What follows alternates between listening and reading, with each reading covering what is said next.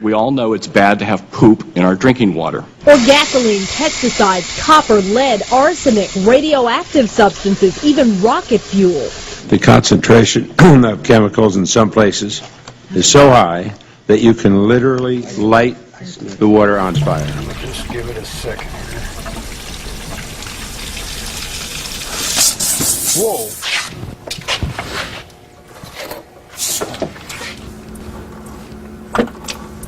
The Environmental Protection Agency tells Congress 96% of the problems are in small communities. Schools are a big concern. The Associated Press reports 1 in 5 with their own water supply have violated standards. Right now, we don't have any direct monitoring requirements at schools. Lawmakers say EPA's new plan must be more than just words on paper.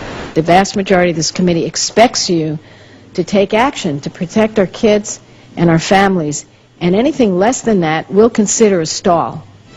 A local woman in the national spotlight telling her story about the water quality in her community. Today, the woman who lives in Boone County appeared on the Dr. Oz show, and as News Channel 3's Will Jones reports, she says her family and neighbors have suffered a lot of heartache as a result of the drinking water in Printer. It's an hour, I think. Surrounded by her neighbors. We're like the first 10 minutes there. All eyes were on Jennifer Hall Massey as she made her national television debut on the syndicated show Dr. Oz. Jennifer's with us today. Thank you for coming. You're welcome. Thank you for having us. The show focused on dirty drinking water in America. Jennifer shared her story about the problems with the drinking water in Printer, a community where many depend on well water. Their drinking water looks like this, and she says it's making people sick, including her children. Ryan had reflux, an extreme case when he was an infant. Clay had eczema really bad all over his face, his legs, his arms. Worst of all, Jennifer blames her brother's death on the drinking water. She says he developed a brain tumor like several of her neighbors. And as she watched herself on television, tears flowed from her eyes.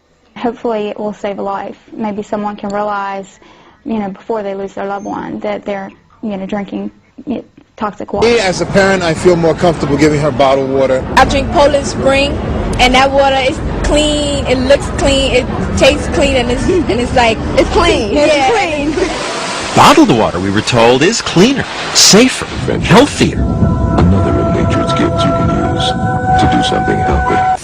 We took 5 bottles of national brands of bottled water and a sample of tap water from this drinking fountain in the middle of New York City and sent them to microbiologist Aaron Margolin to test for the bacteria that can make you sick, like E. coli.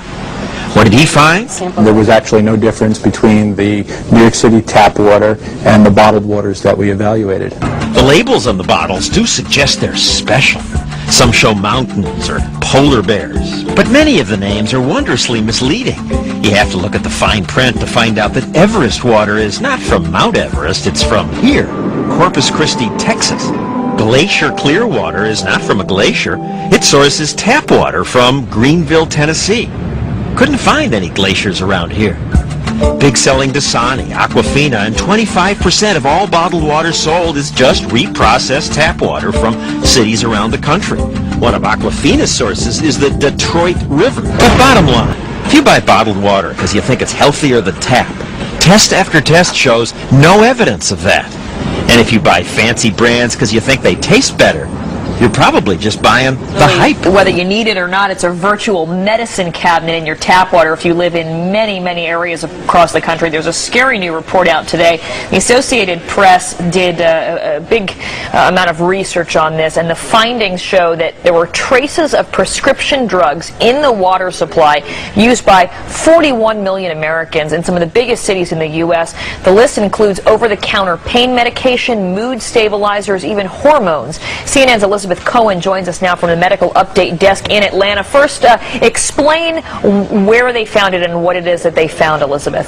Well, the Associated Press, Karen, they spent 5 months investigating this, and they looked at various municipal water supplies. Not all of them keep track of whether or not there are pharmaceuticals, but the ones that do, they all had traces of various medicines. And I'm going to give you a list. This will give you some idea of the kinds of things that they found. For example, in Atlanta, where I am right now, they found that the water contained traces of antibiotics, blood pressure drugs. In Cincinnati, cholesterol drugs. They found a trace of one of those, and estrogen that women sometimes take for medicinal reasons. And in New York City, they found a trace of a seizure drug and an anti-anxiety drug. Now, to give you sort of the big picture, how many drugs did they find in the drinking water? In Philadelphia, they found trace amounts of 56 different drugs. In New York City, they found traces of 16 drugs, and in northern New Jersey, 13 drugs. Now, the question that right now is on everyone's mind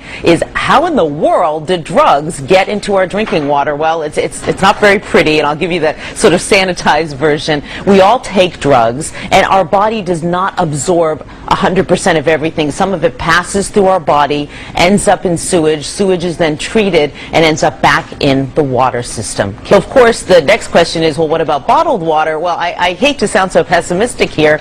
Bottled water often just is repackaged tap water, and that doesn't help us much at all either. Or even sometimes if it's spring water, it could still possibly contain these trace amounts. Humans basically have an impact everywhere, and those filters at home, they are not sensitive enough to get rid of the pharmaceuticals. Yeah, we